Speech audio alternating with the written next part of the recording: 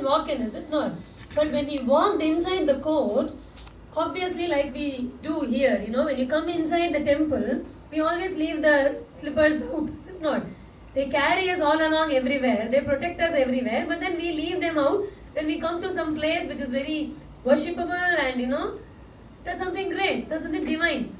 The same holds for a darbar, it seems, where elders are there. You have sage Vasishtha there, like you go to a guru, you don't wear your slippers when you go there. So in the court you have sage Vasishtha, you have Sumantra, you have all these Javali and the rest of them, and also the king himself. So every time Rama used to walk to the darbar, he would always have to leave the sandal outside, it seems. Every time he leaves the sandal outside, he will look at those sandals and he speak to them, it seems.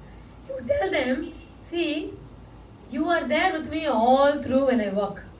You protect me from all the thorns and the stones in the street. You always save me and you are my beloved friend.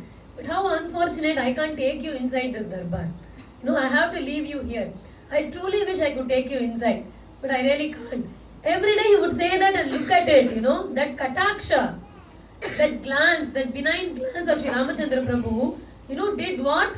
It actually raised that Paduka from a mere Paduka to the king of Ayodhya.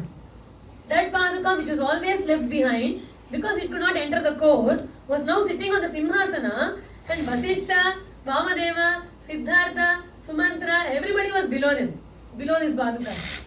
That's the status that Bhagavan bestowed on those Padukas out of his kripa.